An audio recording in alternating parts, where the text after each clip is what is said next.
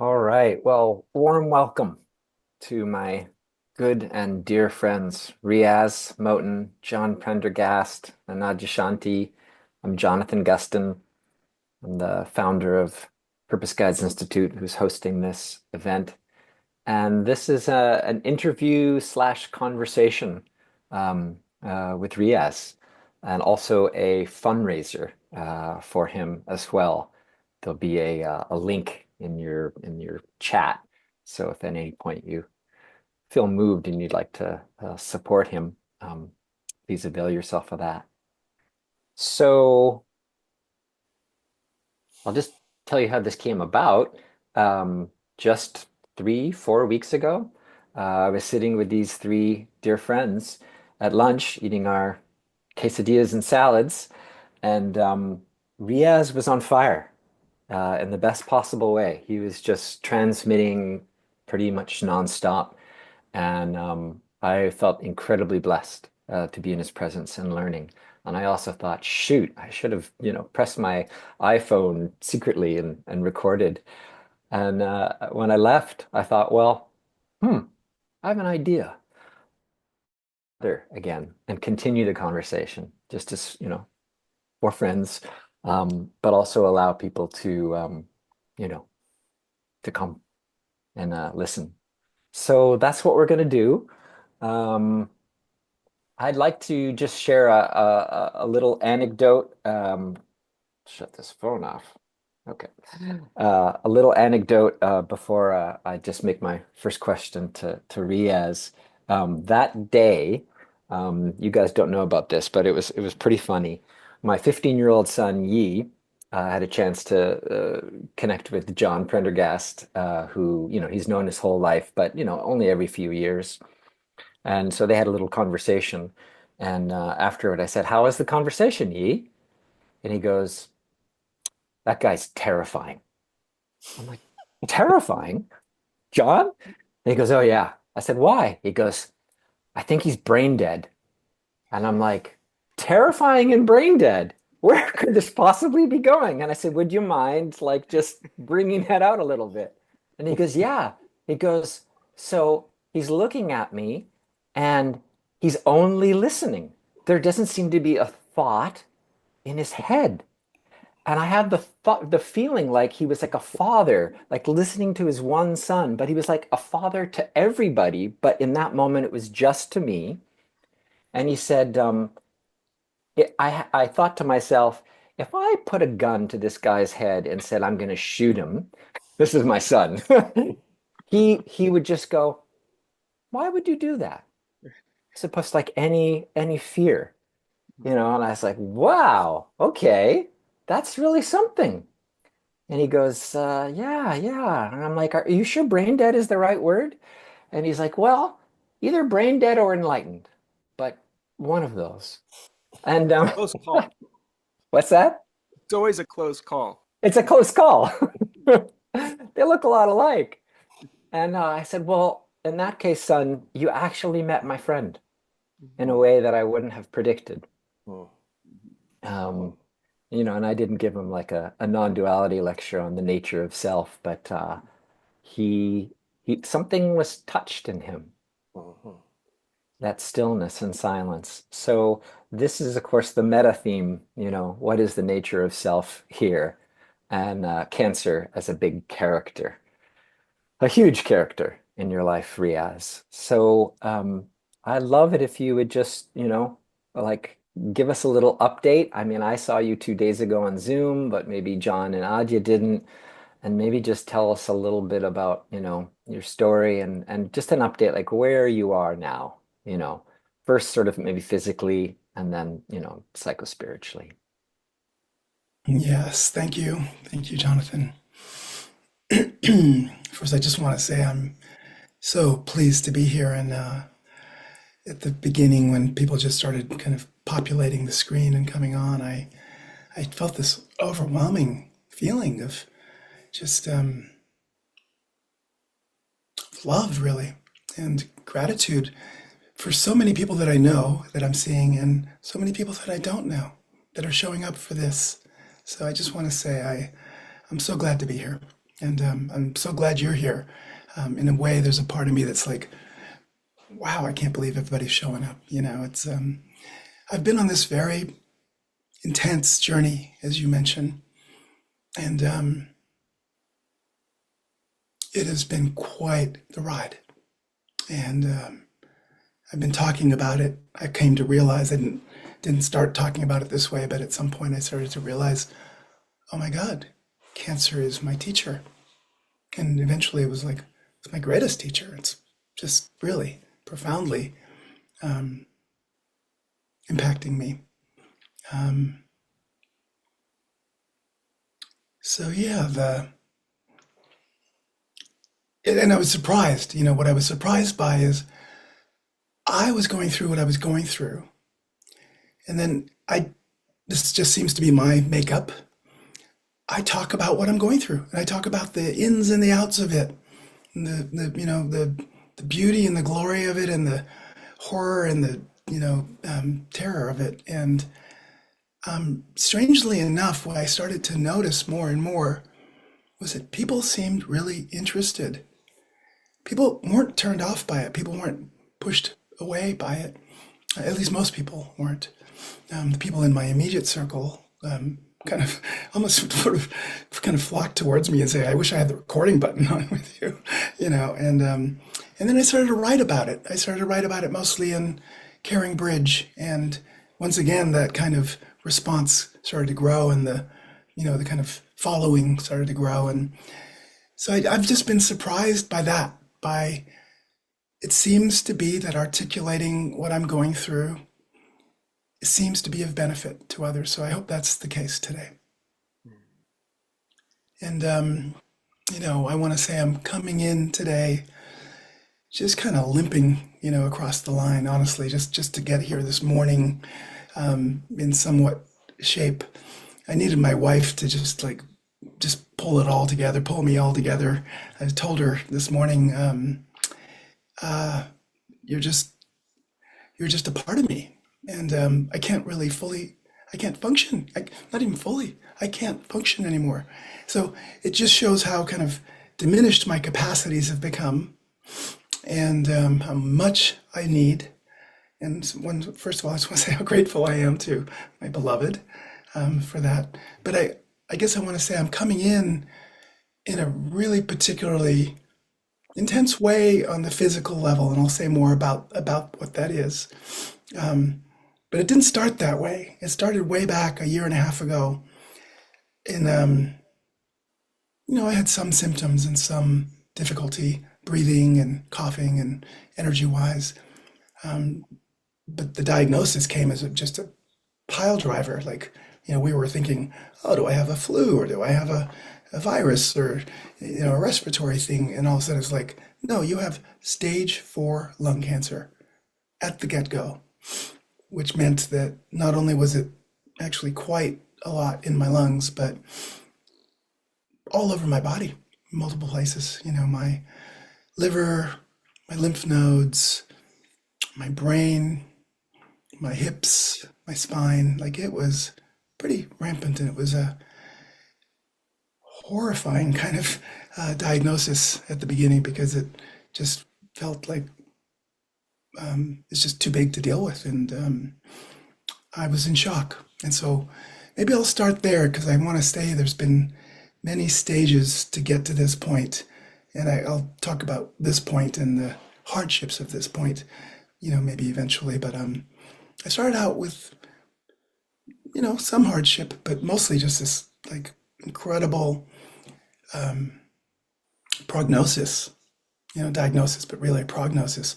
I didn't have many months to, it didn't seem like I had more than a year to live is what I was getting at that point. And those first 2 months were really intense. In those first 2 months, I had some profound experiences. I think the first day or the second day, I went into a grove of redwood trees, and I won't describe the details of it, but I had a mystical experience. And in the midst of my despair, I was crying and praying, and I had this experience where I felt the redwoods actually turn themselves over to me and say, "This is your spot. and I got chills through my whole body, and I didn't doubt it, you know. Um, and so that became my practice and still is my practice.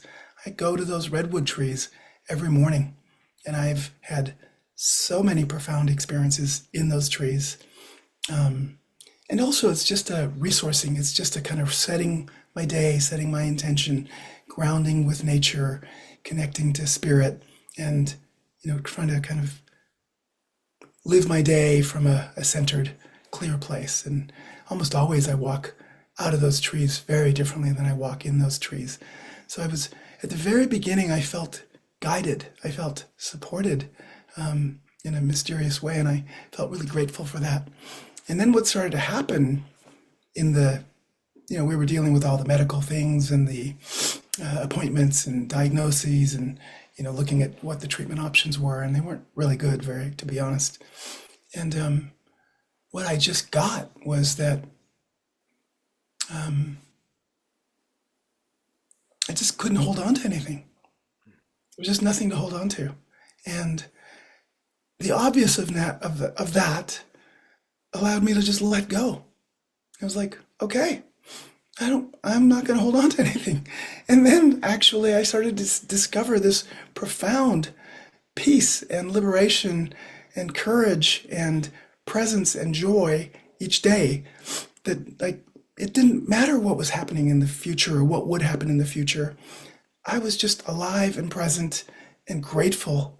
And this is where people would be like having conversations with me and listening to me. And at first, I think they thought I was in a very, some people might have thought I was in a very spiritually bypassing place, where I was just rising above things and pretending, everything was going to be okay. And I'm just spirit and not a body, and I don't really have anything to lose. But that wasn't the case at all. It actually was a profound spiritual opening for me. And that awakening just stayed for quite a while in a really pronounced way. And it looks different now. I'll talk about that a little bit as I move along. But what happened 2 months into my diagnosis, where nothing was available and everything looked bleak, was I got this genetic diagnosis. My marker allowed me to receive a targeted medication, a TKI, they called it. And as soon as I started taking it, almost within a few days, I could feel the difference. And within 2 weeks, all my symptoms had pretty much gone away. I had lost my shortness of breath, my energy came back online, my cough went away, and I was living my life now, and like back on my bike and back on hiking and back with my clients, and feeling really still the same liberation and the same aliveness, but with a really kind of potent, or not potent, but a robust body, like a relatively healthy body. And so there was a kind of a honeymoon period, I would say, for quite a while, at least 6 or 8 months, where I just was living in that. And in that time, I still had to work with my mind. I still would go to, because the TKIs, the medication, I know end at some point. There's an expiration date. There's a mutation that the cancer will always find its way around it eventually. It could be months, it could be years, you don't know. And I had to work with that. And, the title of this talk is Don't Know, Can't Know, Don't Need to Know. And that became my mantra. And, John, I want to credit that to you because I learned that from you. I forgot that I learned that from you at some point. It sort of became my own. But I'm grateful for that teaching because that's really became my daily mantra. Anytime there was any anxiety about the future, I would say, I don't know what's going to happen. I can't know what's going to happen. And then I would lean into, I don't need to know, which was this profoundly liberating step.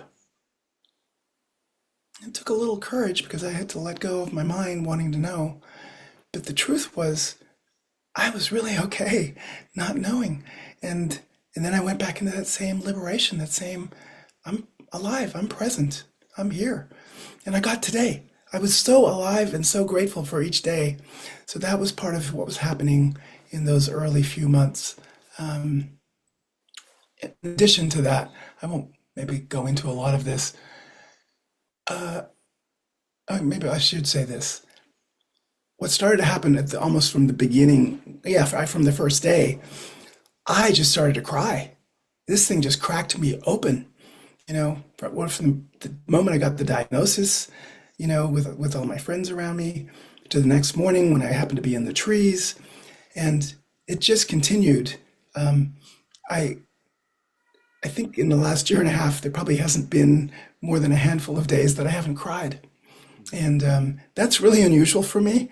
I'm not a crier. I didn't used to be a crier. Not that I never cried, but it wasn't a kind of a regular occurrence. And what I discovered in the crying, in the allowing of feeling to move through and the allowing of energy to move through, was this incredible liberation again.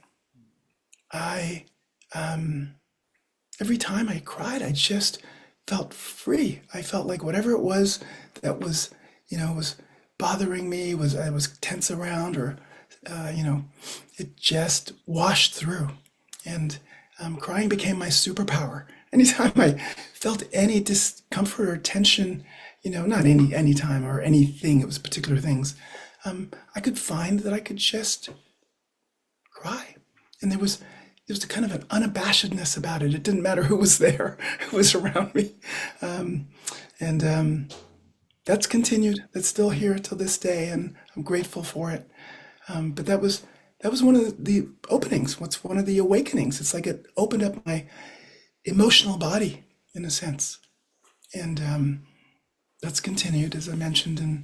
And the other thing that started to open up for me was I've always had a really deep connection with nature, and it's been a resource and a really profound place of solace for me. But my connection with nature just went to a whole exponential other level.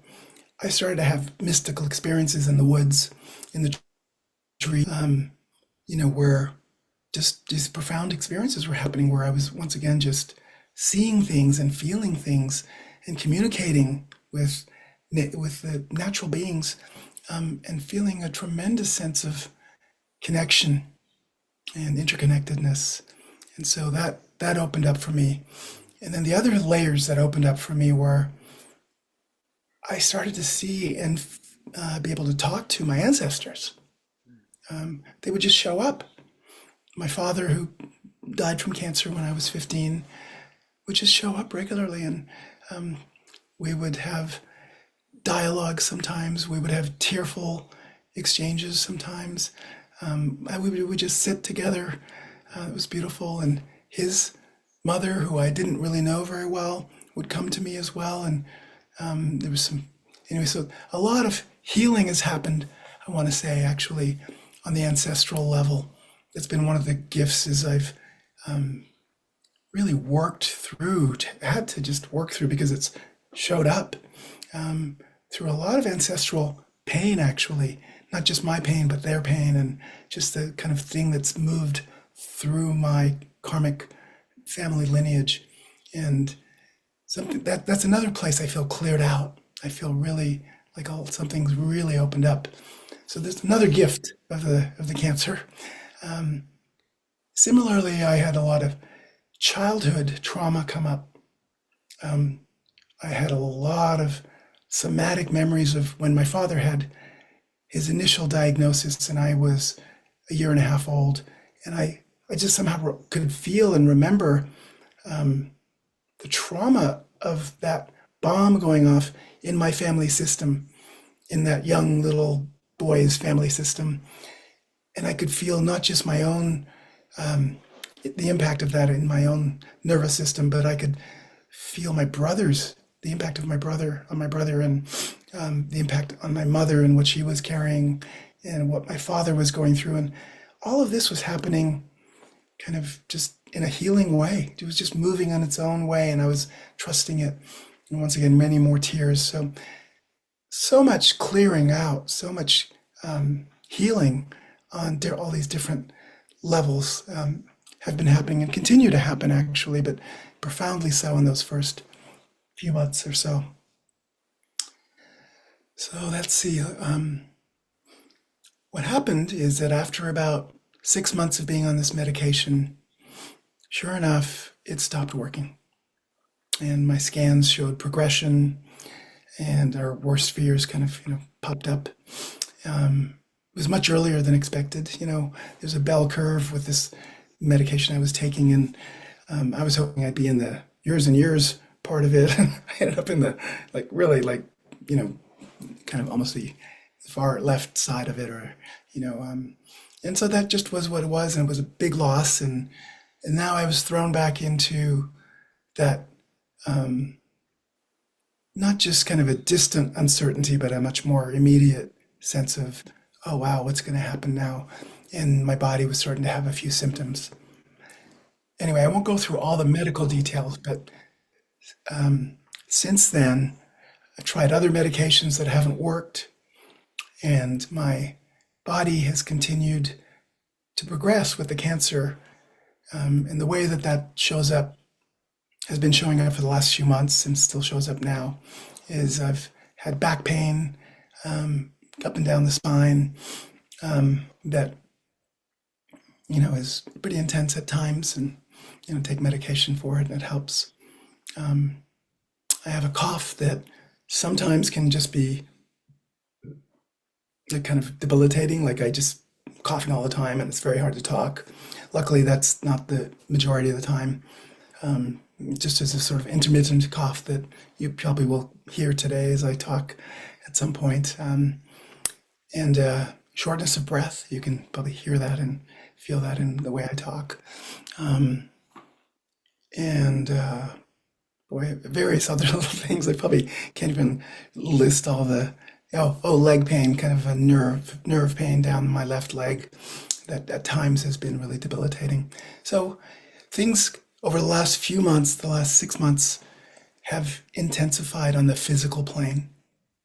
And I would also say with that intensification of pain and disability, kind of honeymoon phase, if I would call it, has kind of come more tight, and it's not readily, easily, daily available in the way it has been.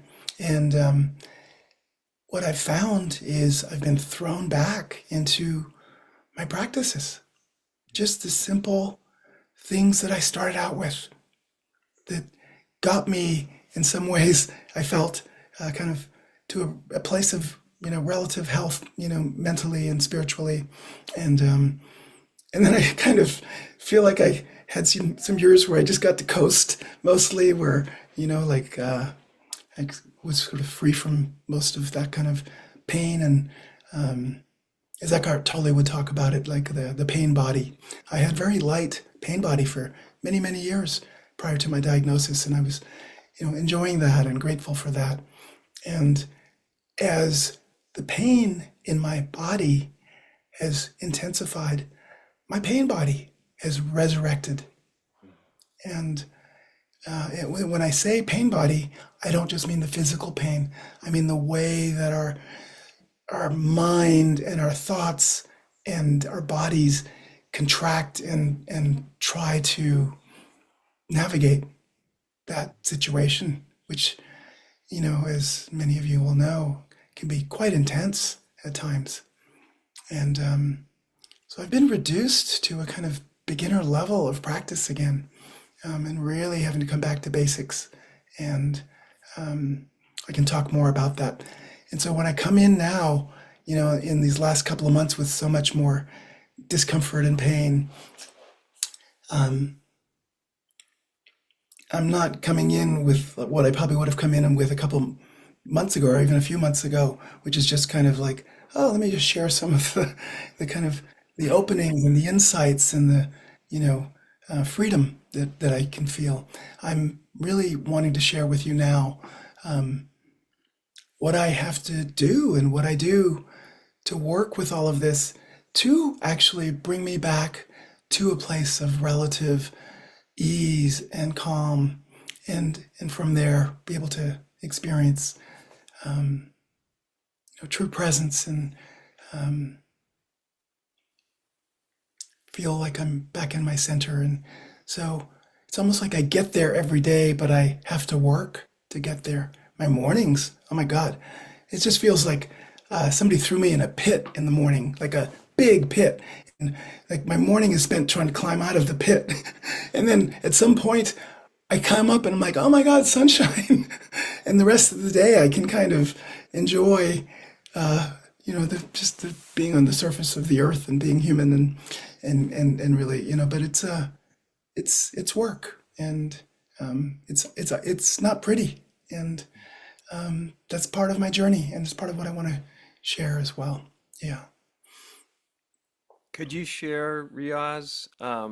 I imagine there's many, but for you, just one of the more common practices that pop up that you find help that you have found helpful on this journey, especially this part of the journey that's gotten more intense and more challenging. Yeah. Well, um, one of the most challenging things I experience is when I feel limited physically. I can't walk, for example. I can't go to my trees on some days, and I this is where the pain body can constellate in the way that I'm talking about it. I go into kind of a poor me. And like this sucks, like the one thing that I look forward to is being taken away from me and then I can go even into the mind can go into I'm not going to be able to feel better unless I can get to my trees. Like it all becomes kind of in the mind just horrible and like you kind of start to paint the picture of how horrible it is and why it's so horrible and people need to know how horrible it is, all of Pain that. body has its kind of own twisted logic to it, doesn't it? Yeah, it really does. And so what I notice is that, I just try to keep staying aware, all the time. And what I do is I just try to breathe and be aware of my breath and try to sense my body and be aware of my body. And those usually are the signals of something's wrong, something is, out of alignment. In these kind of situations, it's pretty obvious things are out of alignment in terms of just not just my physical situation, but the way I'm oriented around it. And at some point, I just try to be really honest with myself and just wake up to what am I telling myself? What am I believing here? And I look at the story of the pain body, of what I'm saying to myself. And I try to look at it so it's not no longer me. It's no longer got me. And I just try to breathe and feel the space around me and or even around the story. Um, and then often what starts to happen is I start to come back to compassion. Something just arises when I see what I'm caught in. And I come back to a compassion for oh my God, I'm really caught. I'm really caught in something. And it's a compassion both on the level of I'm caught in something psychological, but mostly it starts to come back to a compassion for what I'm caught in physically, what I'm Yeah. being impacted by physically. And a whole different relationship starts to happen where at first I'm kind of contracting against what's happening in my body and I'm trying to get rid of it and I'm wanting to override it and all these things. And and now it sort of becomes this way of what's happening in this body? What am I experiencing? And I almost start talking to it as if it's a child, and relating to it as if I'm relating to a child in pain. And it's so helpful because tears will come sometimes, but just my heart will start to open.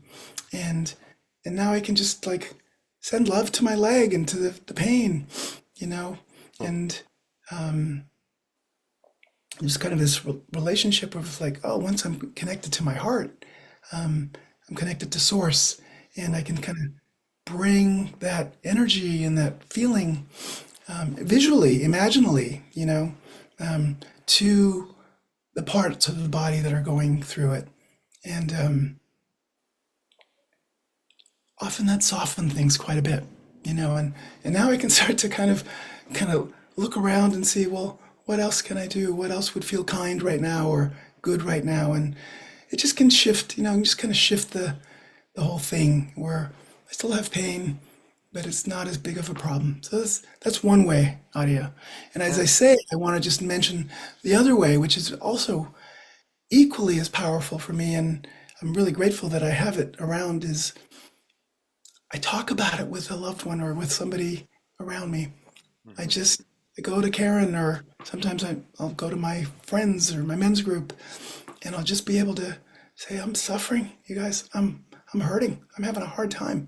And somewhere in just me speaking and it being heard, uh, the compassion and the tears just start to come through. The Hmm. same process happens differently, but I tap into the same place. Hmm. And it's not like something from the outside happens. It's like something from the inside starts to soften and open. And now I'm in a whole different relationship to the pain and the situation. Yeah. So I wouldn't have been able to survive this or do as well with this without incredible friends around me. Hmm. Incredible friends around me. So I'm not doing it alone. The other way is sometimes I don't have friends around me. I just go to my trees, and this I can't do it with my leg when I like, Hmm. you know, but I go to my trees and I talk to them, and they talk to me, and I have these nature friends, these trees that are my companions and my support. So yeah, I've started to discover in this year and a half there is so much help around. There's so much help available if you avail yourself to it. And I've been learning to do that.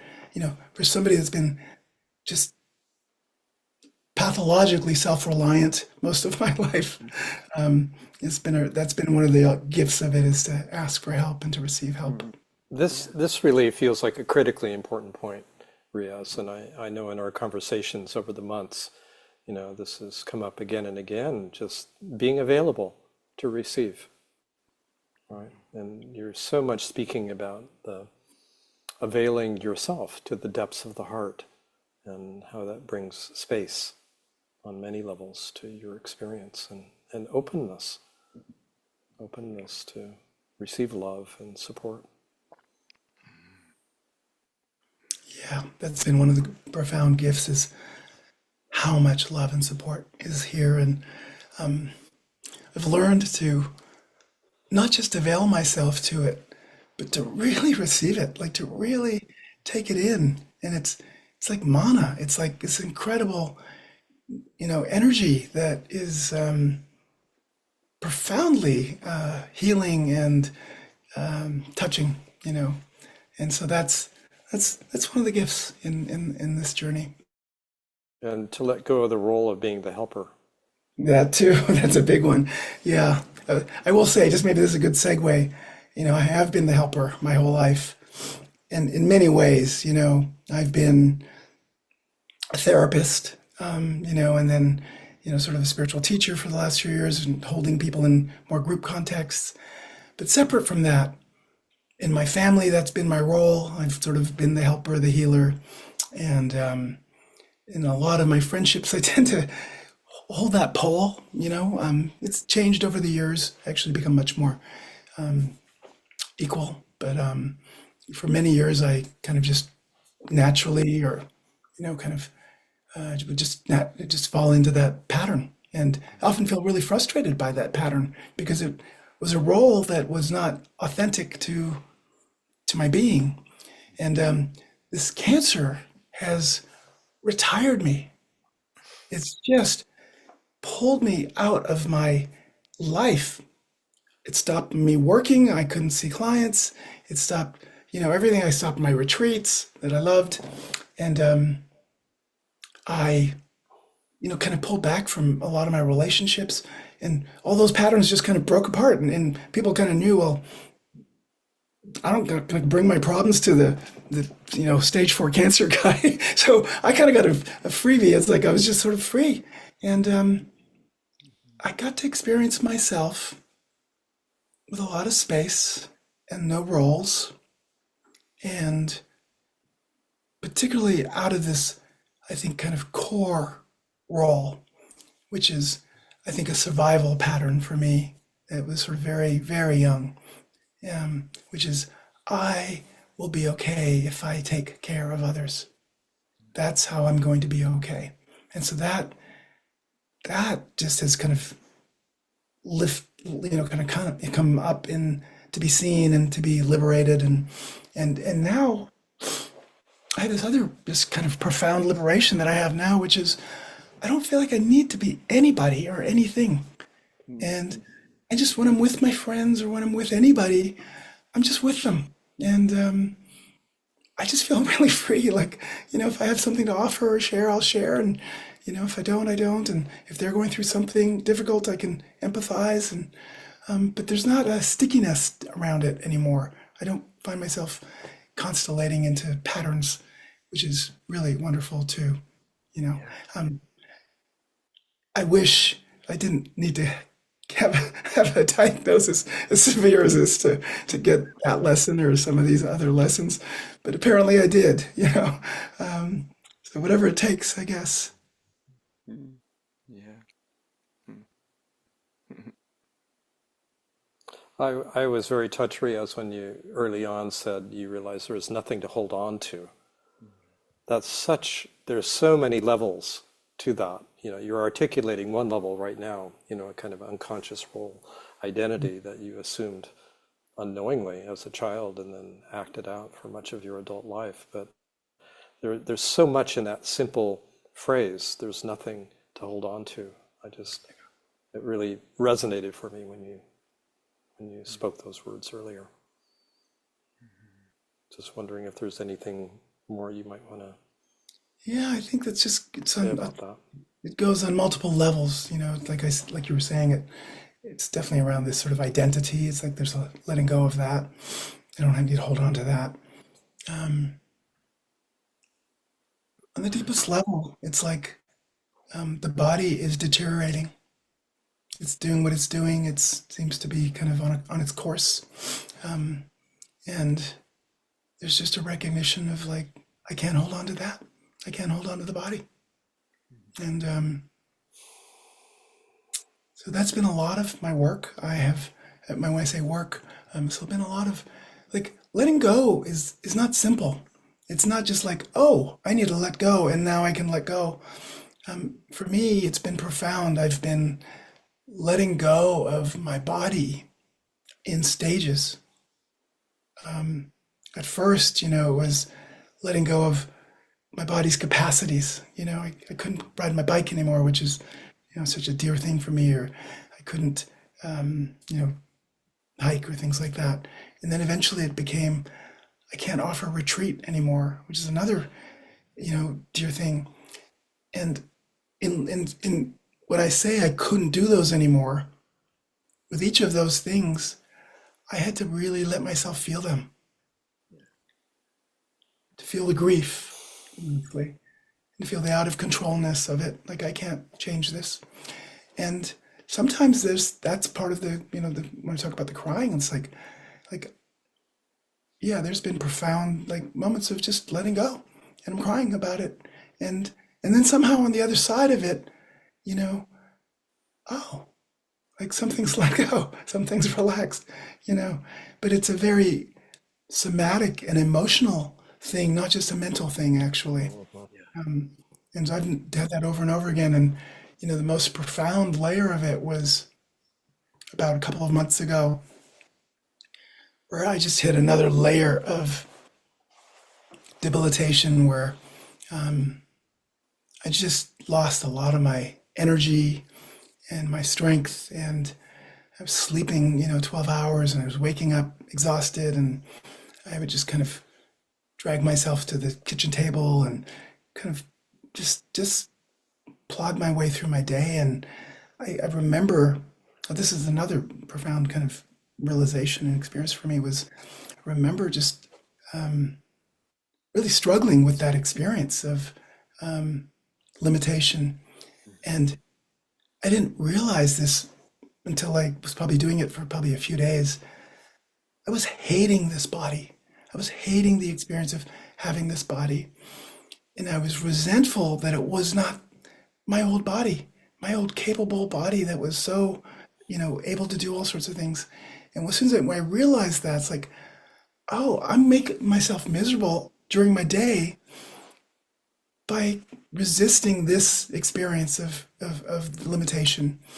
And I realized a lot of the resistance was I hadn't let go of the old body. And I was expecting it to be that. It's sort of like, I hadn't let go of my last girlfriend. I couldn't be with this one. Um, Mhm. but so once I realized that, I realized I needed to let go of that body. And I allowed myself to think about and visualize all the amazing things that my body used to do. I was a very physical person, and like skiing and running and hiking and you know lovemaking and all these things that come with the body that was just such a profound pleasure for me for so many years. And I just let myself remember all of that. And I let myself thank that body for everything it gave me, for as long as it gave me, and I was able to really honor it. And I was able to thank God for that body, that God-given body, and all the pleasure and the joy and the vitality and expression that came with all of that. And I I ended up grieving it and crying like for quite a while, like somebody had died, like somebody I really cared about had died. It was the same as that. It was no different. I was grieving my body and my former self in a sense. Also the capacity. You talk about an identity, or more than an identity, just like an expression. It's like, oh, that expression is over. You know, and so that was profound. That was painful, but necessary. And on the other side of that, all of a sudden I could wake up and just be really tender with this body, this limited body that was struggling. And I would, like I would talk about before, I would almost talk to it like it was a toddler, like, okay, sweetheart, what do you need now? What do we need to do now? And I wouldn't push it and I wouldn't expect it to be different. And all of a sudden my days changed. Like I was not doing anything different. I was still living a pretty small life there for quite a while. But I was lovingly, tenderly being with that experience. So it's another kind of Mm, letting go, the mm, way of letting go. mm, It can be.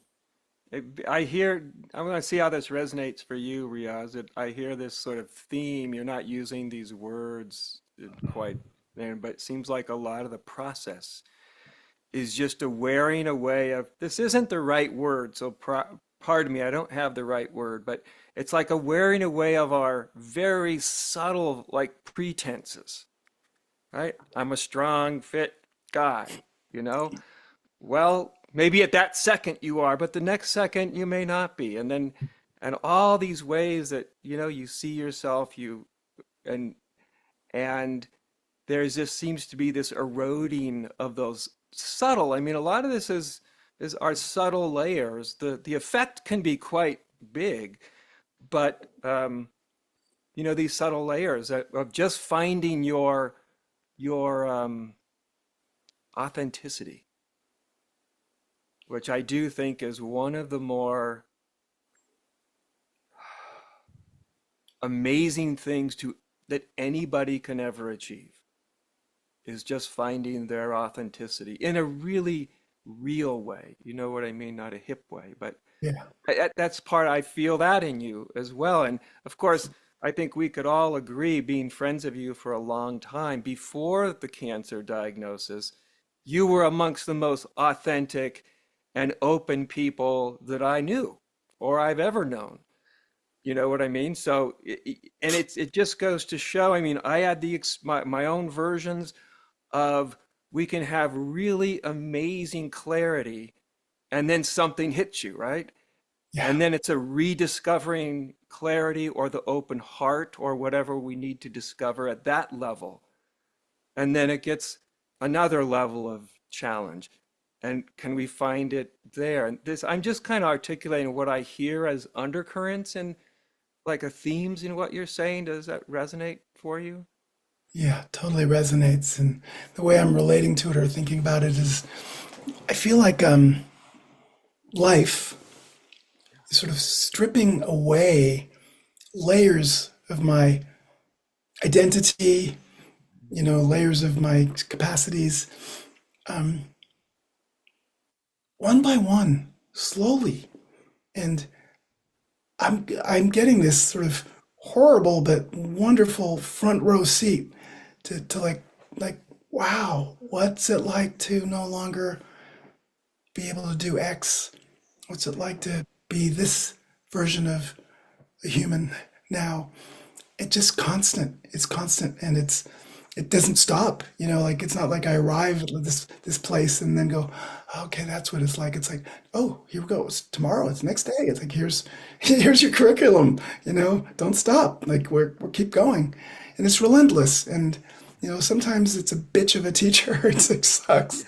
A lot of times it is actually, um, Yeah. but often I can just sort of um, bow to it and appreciate the lessons that are coming in.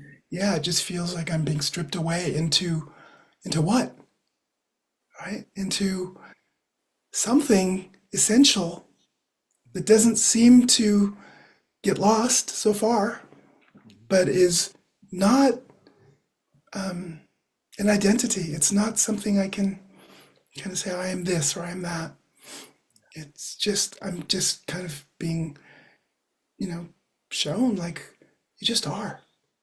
And anything that you think you are, here you go, boom. It's, you know, and the essential things just come forward. And, I don't just mean it in a non-dual sense, like I just am.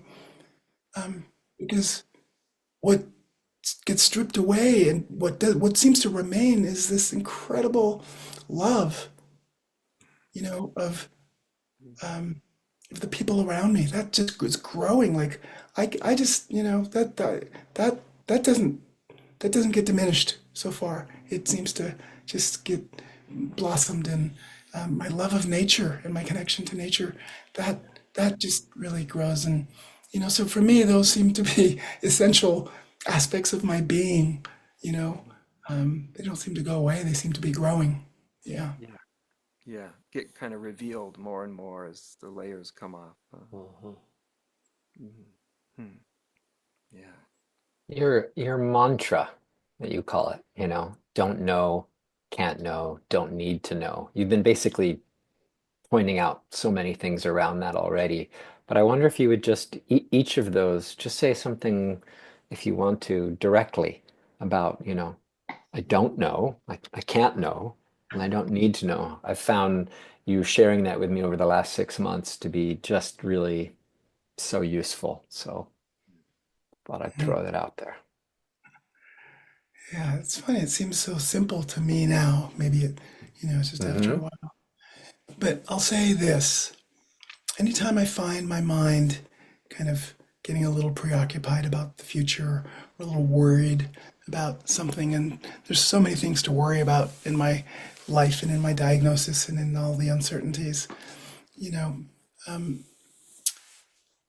what I find for myself is worry and thinking about the future creates a contraction in me. It creates a little bit of that pain body experience.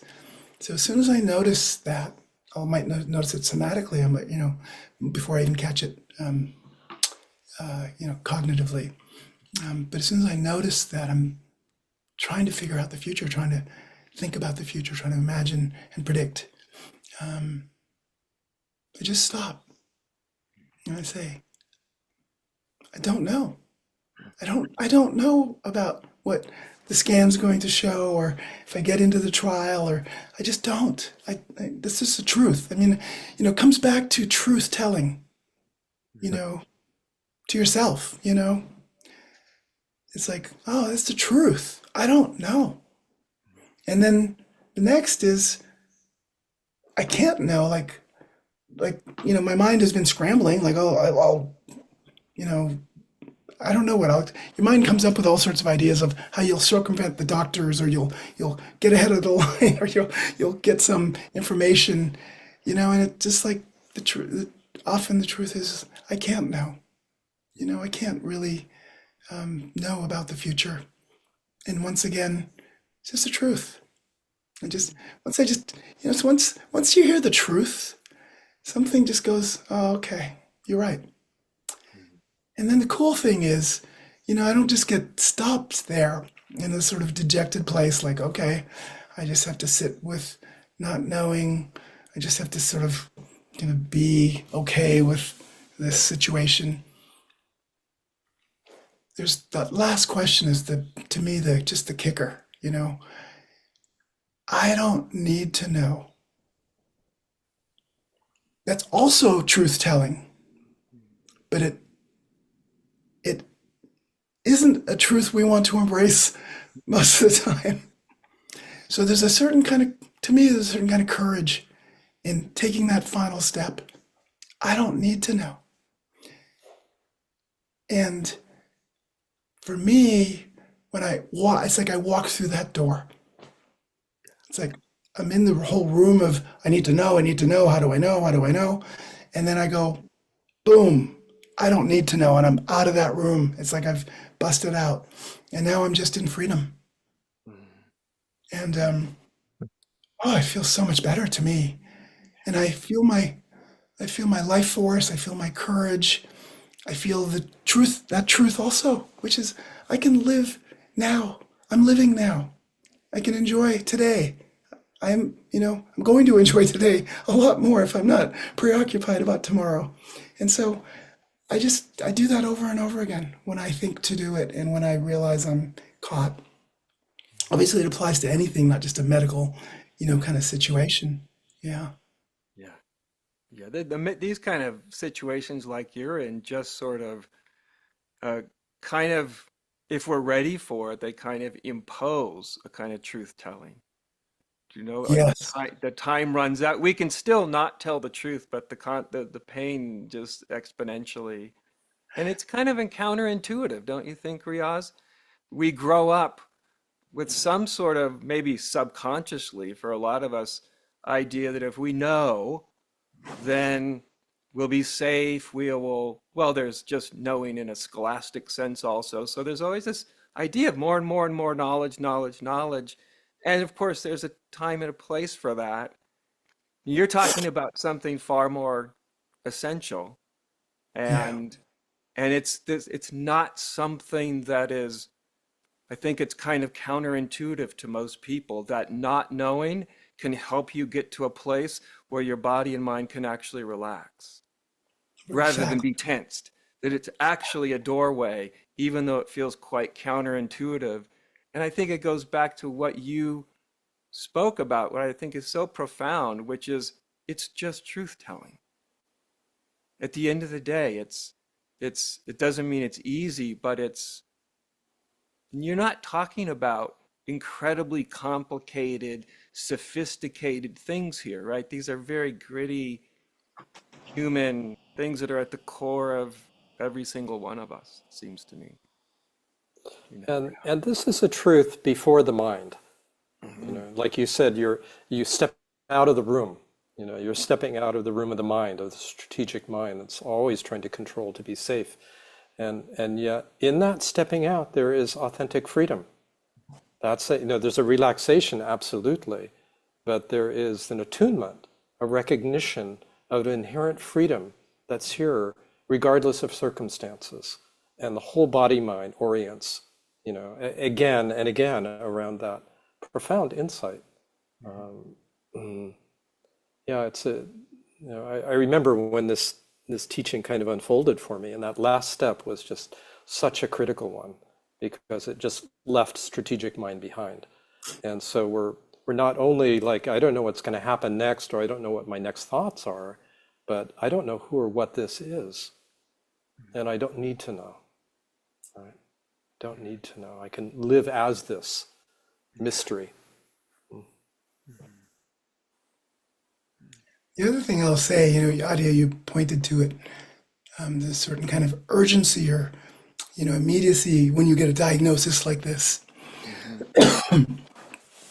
And so for me, the truth telling gets even more kind of important because I've said this many times to people.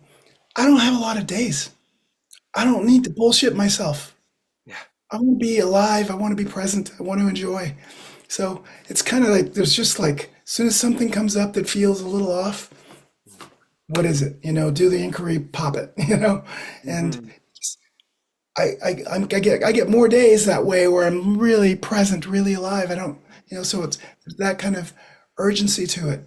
And it's also what comes with the diagnosis is, beyond that kind of practice that we're talking about, you just start to see what's important and what's not important. And Mm-hmm. like all the stuff that's not important just falls away and you just get really simple and really clear. And it's another gift, because we are so cluttered in our lives and so bombarded with all the different, kind of pulls on us and pressures on us and identities. And all of a sudden it's kind of like, okay, what do you want to do with your day, today Yeah. or this week, Yeah. Yeah. Yeah. And we're all living in that situation, right? We all have a terminal diagnosis. Nobody's getting out of here alive. And so whether it's cancer or whether it's many years from now, it's a similar journey, How we are all going to take that journey at some point, you know? Yeah. I, That's I, why I I'd like, like this conversation because there is something specific about it, your particular story, which is so compelling and I think in many ways inspiring as well.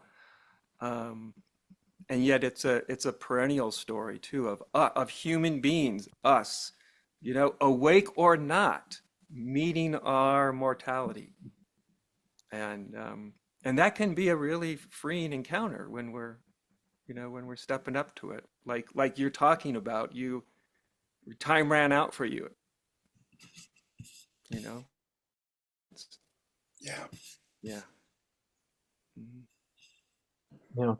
touching that perennial thread, I want to invite you, Adya and John, if you care to, just maybe to share a little bit about, some of those problems, those challenges you faced. Adya, I know you've had years and years of just abject 10 out of 10 pain, followed by PTSD.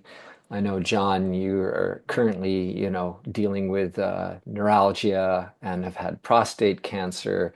So, I mean, just opening it up a little bit to that kind of conversation, if you wish, to just a little bit about your don't know, don't need to know, and how it's been. I remember when I heard from Riyaz when we first actually talked to each other about his diagnosis. And one of the first things I said to you, Riyaz, I said, "Well, you're living in the land of intensity now." And once someone's visited, and what I mean by the lands of intensity is the more kind of extreme on the extreme spectrums of the human experience, and encountering your mortality is something that's going to put most people onto the extremes. And when you've been there for whatever has brought someone there, you can spot it in other people instantly. And that's what I recognized in Riyaz instantly. And it's almost like you're in the same world and the same people, but you're almost in a different world too. You're in this world of intensity where time is not what it was, right? We no longer have this idea of, oh, I will face my mortality in 40 years from now. Um, Time sort of runs out. And that can be, as you've said, Riaz, I mean, that's the beauty of the story, both incredibly challenging and incredibly liberating, especially when we know how to meet the moment.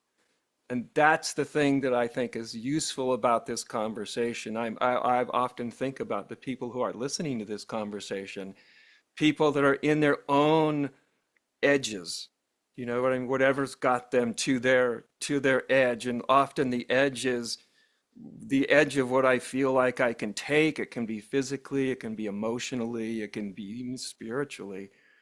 And I'm sure there's just because this is a common thing, right? Everybody is going to experience their version of that land of intensity.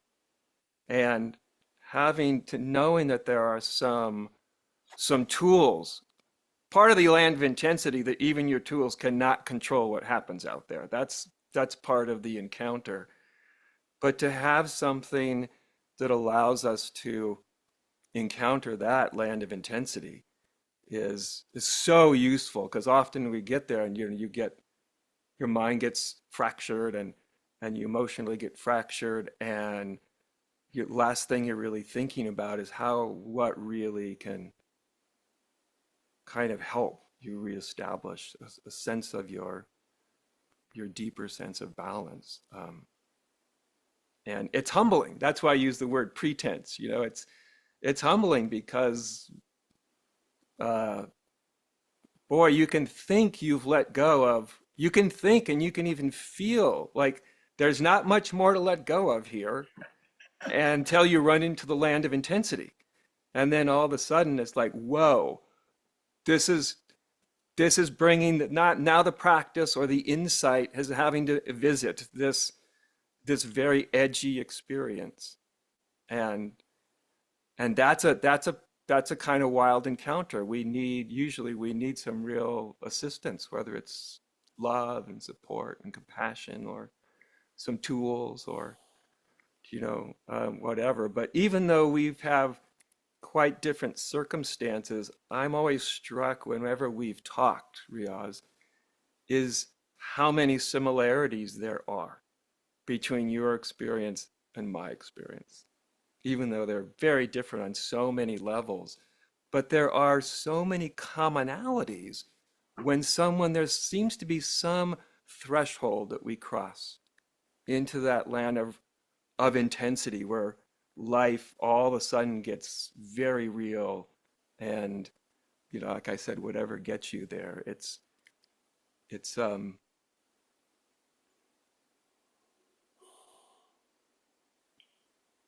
bringing light to that place. Maybe maybe one of our greatest gifts. I don't know. It's you know yeah. But I was just struck by this, even though the differences in circumstances, and I've talked to many people since I've gone through what I've gone through and got very well acquainted with the land of intensity. And we always share a kind of kinship knowledge, and I know there's lots of people listening to this probably going like, yeah, I've had my version of where Riaz is. I've had my edge, my whatever that is, and um, part of the beautiful democracy of being a human being. Like none of us get out of it, right? Awakened, unawakened. Um, we none of us know how we will meet that until it shows up.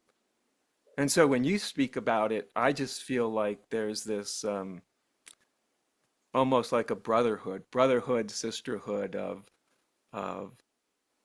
yeah, like I don't know where you are in terms of your own personal journey, but I certainly know the terrain.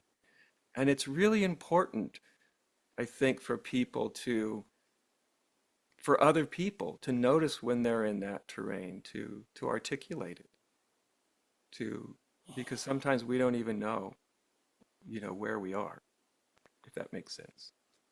So anyway, I don't want to prattle on too far, but it's remarkable the similarities and the differences. That's the thing that really strikes me. It's yeah, yeah.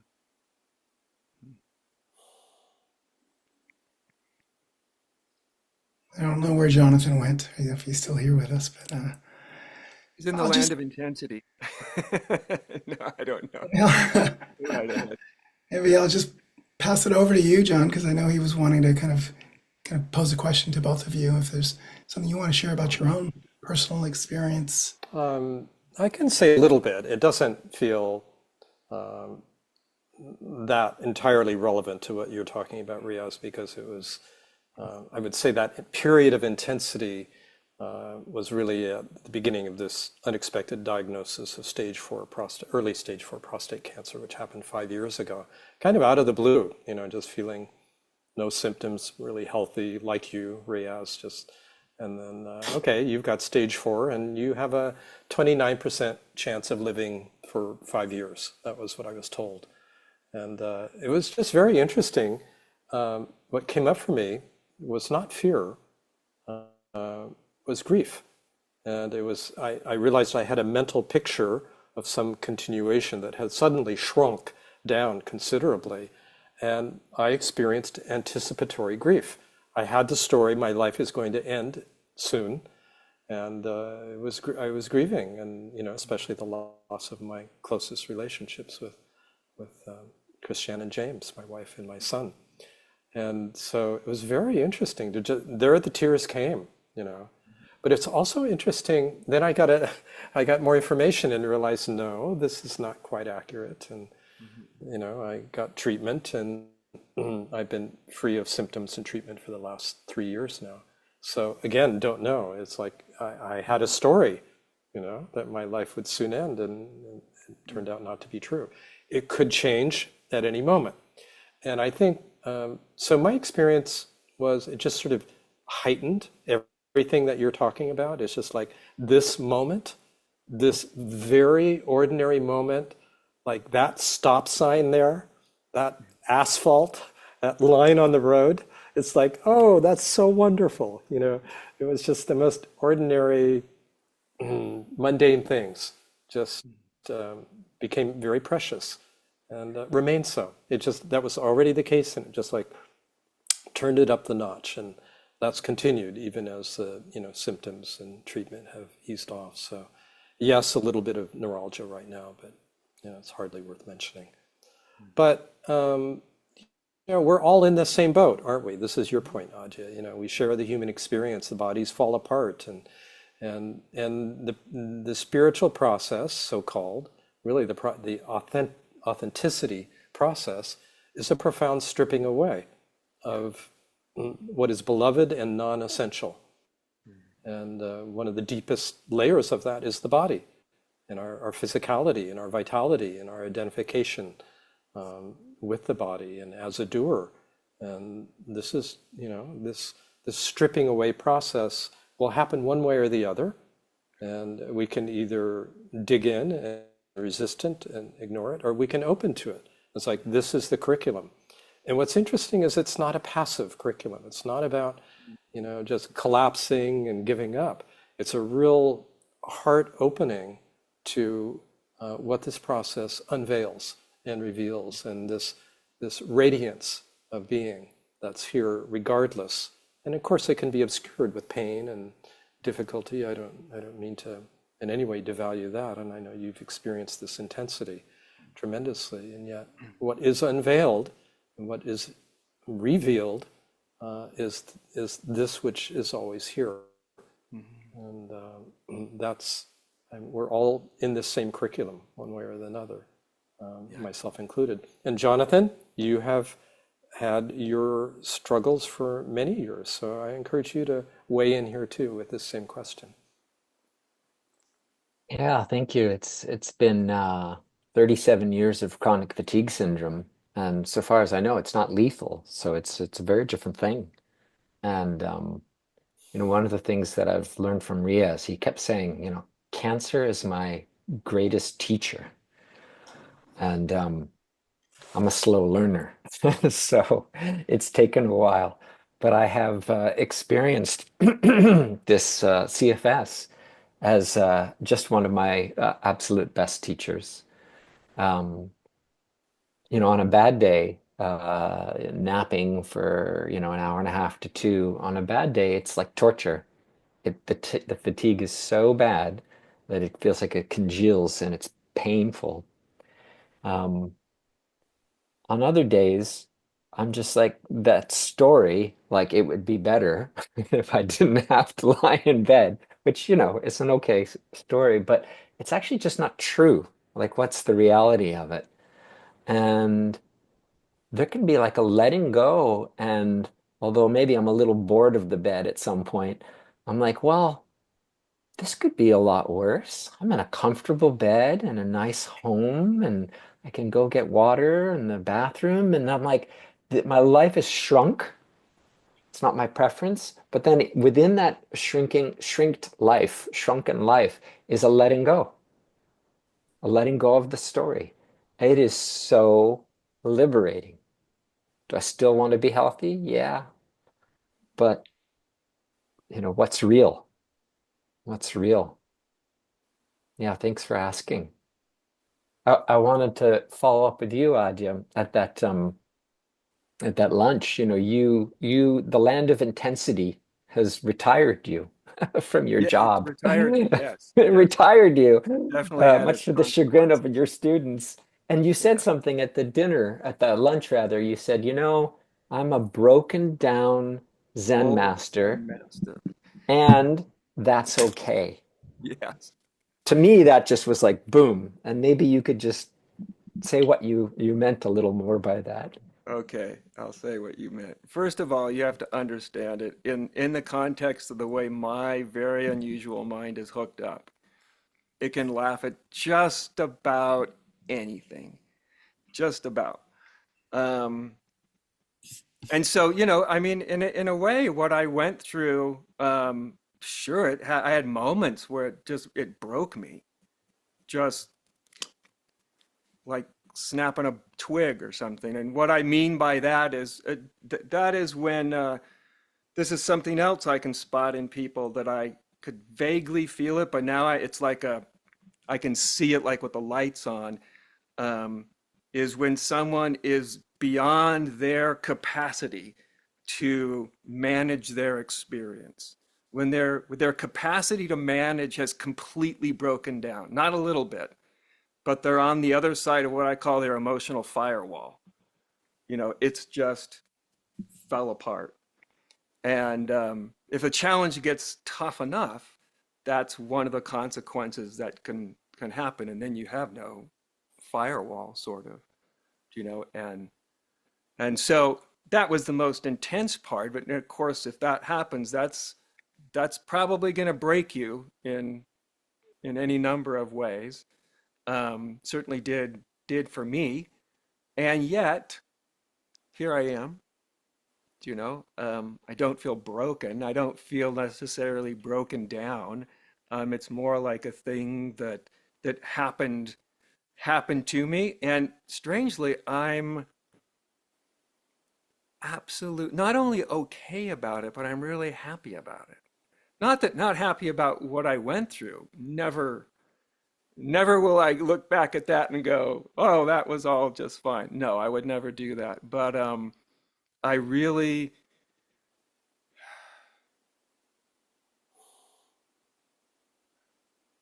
well, it's kind of like we've all been saying. There's all these different versions and different ways that get us to let go and align, right?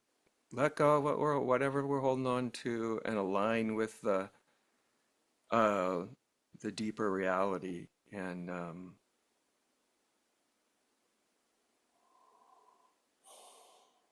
yeah, and so this is just the current version of what the alignment feels like. Right now, it feels in alignment. I still do little teaching here and there, but I don't hold myself sort of as a teacher anymore. That's and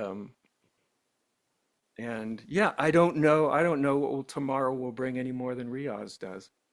I have no idea. So, but I don't know if I answered your question at all. Uh, but that's what came out anyway, my friend. Yeah, yeah. And so, like I say, like my story is very, we all have these very unique. And let me say this though. One of the things that struck me by listening to this conversation as well is that Riyaz, what you going through, and I had my version of the difficulty, and but if we look at spiritual practice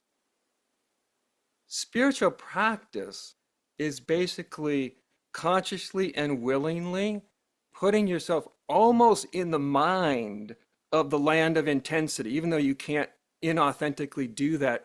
But you're going, okay, I will preemptively look at my attachments before, my death causes me to have to let go of them. I will preemptively start to look at my own mind the way and we're letting go and we're doing all these things that when you get anything that seems to be life threatening, the process, the opportunities, sometimes the demands of letting go become really quite obvious. And I do think spirituality is a way of just um, getting a lot of the benefits of going through these very difficult experiences before you've actually maybe gone through one, or maybe after you've gone through one. But in other words, we can get an amazing amount of the insight and the understanding through a proper spiritual orientation, right? Through an orientation towards truthfulness and letting go of not what's real, and the mirror of looking at ourselves. And I mean, you just re-listen to what Riyaz talked about in the first 40 minutes.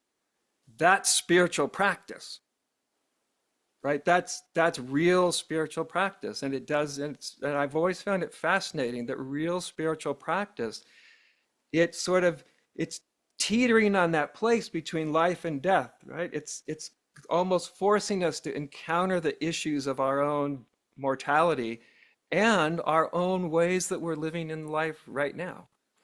So I do think it's sort of in good spiritual practice, we're not waiting, waiting until the letting go is forced upon you. Um, you know.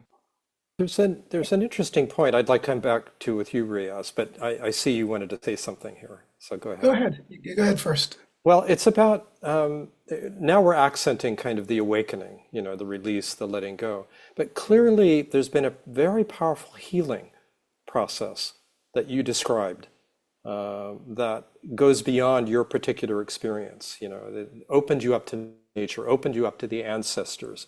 You've been describing this just profound healing process that so far hasn't transposed so much in any obvious way to your physical body, and yet is clearly very genuine and very important as well. And I just wanted to kind of accent the healing part of your journey, and just how important that has been and is for you.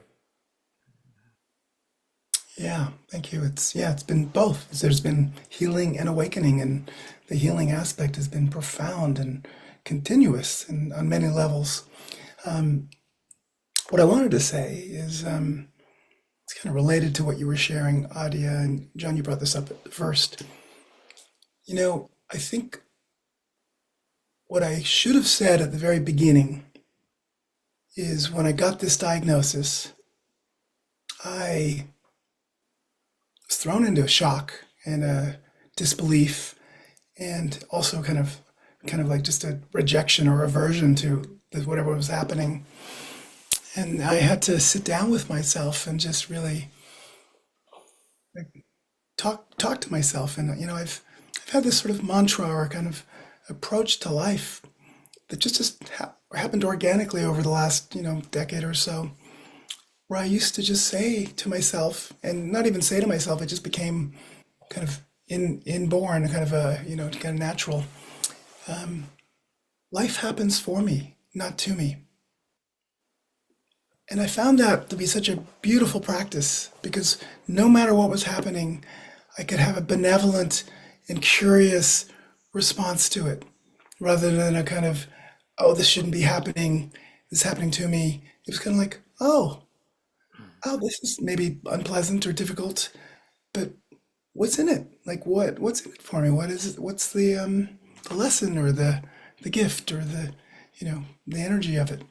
And I found that to be just a really good part of my daily practice. And then when this diagnosis came up, I could I really asked myself, can I say that about this? Like life happens for me, not to me. This is not happening to me. It's happening for me. And I sat with that, truly sat with it because it was a true question. It wasn't something that I could easily swallow or easily kind of just sort of go, yes, oh yes, this too. It took a little while as I sat with it, and sure enough, eventually, within the first 24 hours, I got a yes. I got a just a deep yes. Like, no, this is part of my curriculum. This is for me. And like what you were saying, John, like I think opening to it as my curriculum, opening to it as my teacher, opening to it as something extreme, like you're saying, Adia, like, it's beyond, but somehow saying, okay, there's something from beyond that is making its way into my comfortable life and really disrupting things. And I don't know why it's happening, but I trust it's happening for some reason, um, for my evolution is how I kind of felt about it. And so I think what's important about this is we're talking about an orientation to life, and that became my orientation to this diagnosis.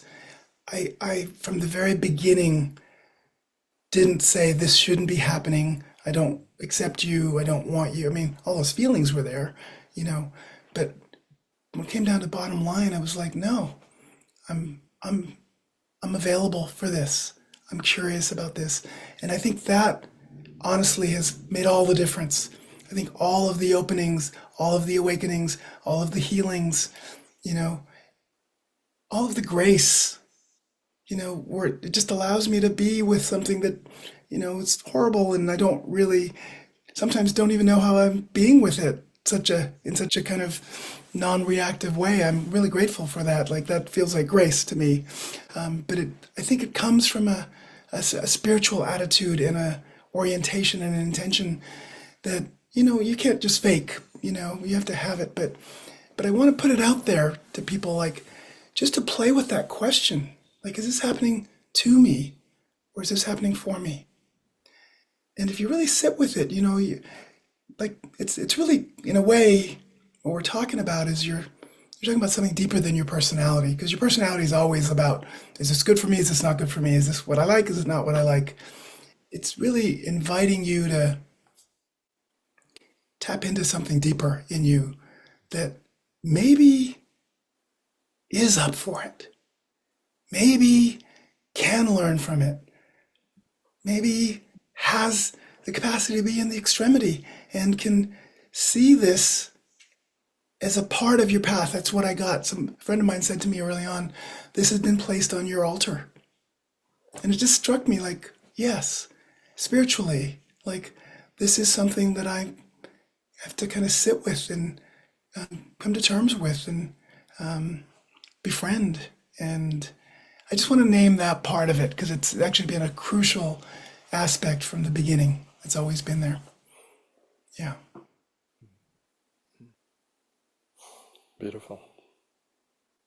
Brothers, we have 5 minutes left. So if you care to, each of you can share a little something as we come to a conclusion. I share a poem. That be okay? Yeah. Okay. This is one of my favorite Walt Whitman poems. It happens to be about death. And Walt Whitman, I really love this because he worked in as a untrained but a nurse during the Civil War, and he actually would work on both sides. He was for the Union, but he sometimes he was in the sort of military hospitals just wiping young men's brows and being with them sometimes as they died. And so it's called to one shortly to die. From all the rest, I single out you, having a message for you. You are about to die. Let others tell you what they please. I cannot prevaricate. I am exact and merciless, but I love you. There is no escape for you. Softly, I lay my right hand upon you. You just feel it. I do not argue. I bend my head close and half envelop it. I sit quietly by. I remain faithful. I am more than nurse, more than parent or neighbor that is eternal. Neighbor, I absolve you from all except yourself, spiritual, bodily, that is eternal. You yourself will surely escape. The corpse you leave will be but excrement. The sun bursts through in unlooked for directions. Strong thoughts fill you with confidence. You smile. You forget you are sick, as I forget you are sick. You do not see the medicines. You do not mind the weeping of friends. I am with you. I exclude others. There is nothing to be commiserated. I do not commiserate. I congratulate you. Oh, Whitman.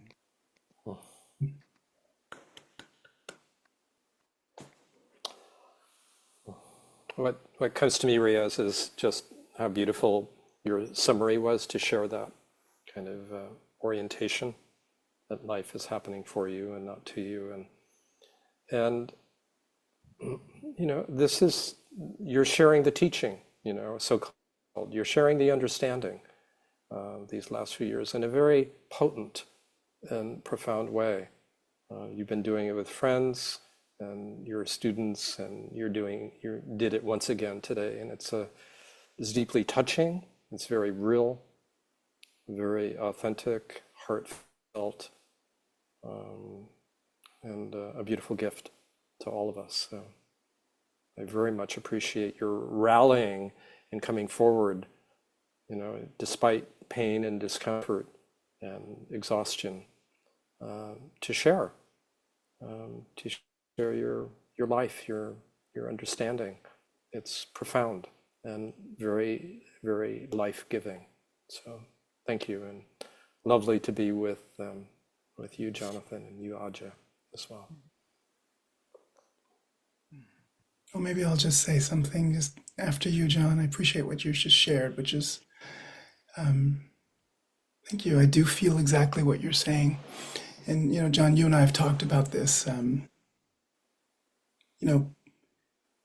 I got diagnosed a year and a half ago, probably for a couple of years, 3 years before then. I had shifted away from primarily being a therapist to being a spiritual teacher, and I was, offering retreats, and I was really feeling like I was in a new chapter, in a kind of right where I needed to be in this new expression, and then Adya, you gave me transmission in April of 2023, and I just felt like more wind in my wings, more kind of like, oh, this all just feels right. This feels like my trajectory. And then I got the diagnosis, and it was, everything. It was profoundly disorienting. And one of the disorientations that happened was, what happened to my teaching trajectory? What happened to this thing that I was believing in and feeling and, kind of looking forward to? And all of that kind of crumbled away. And then what started to emerge is exactly what you're talking about.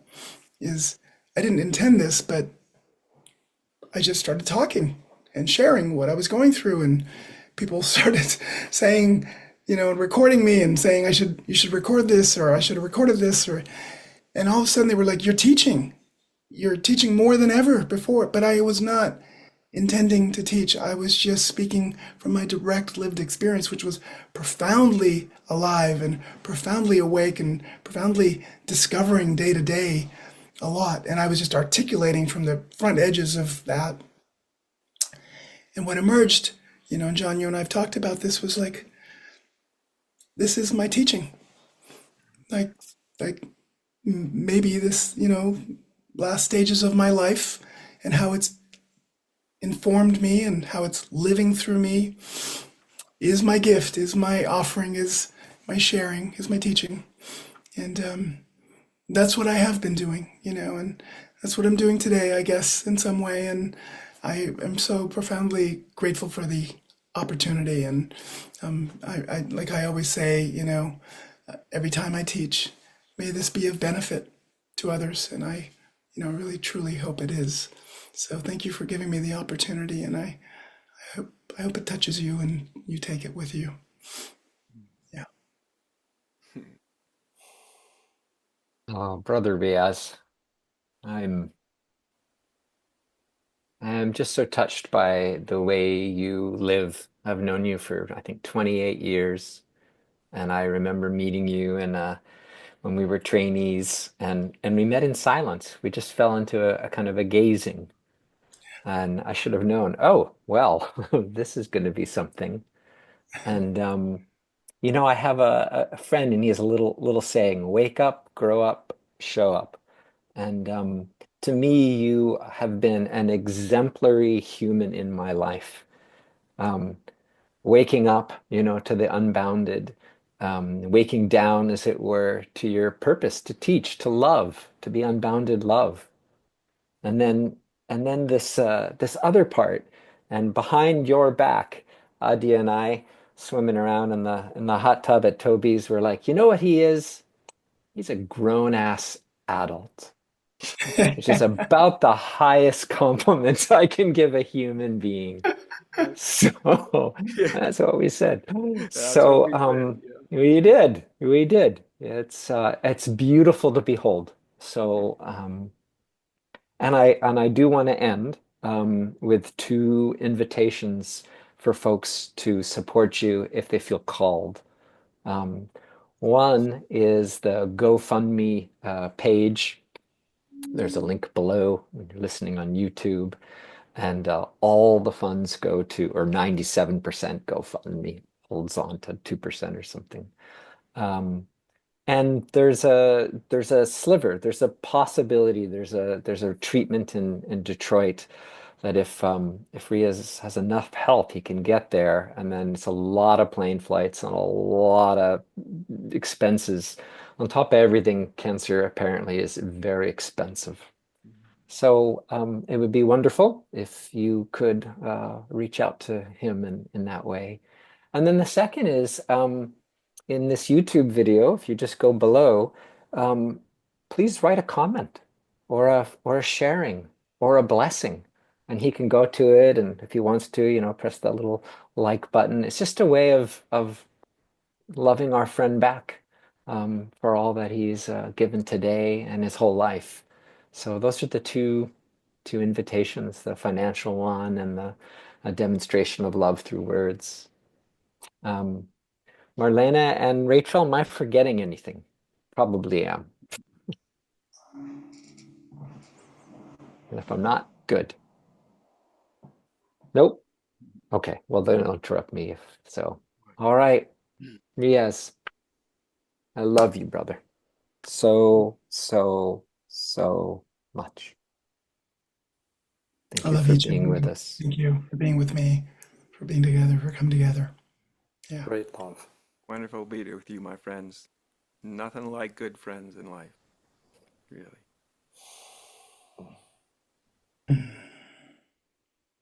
Bye bye, everybody.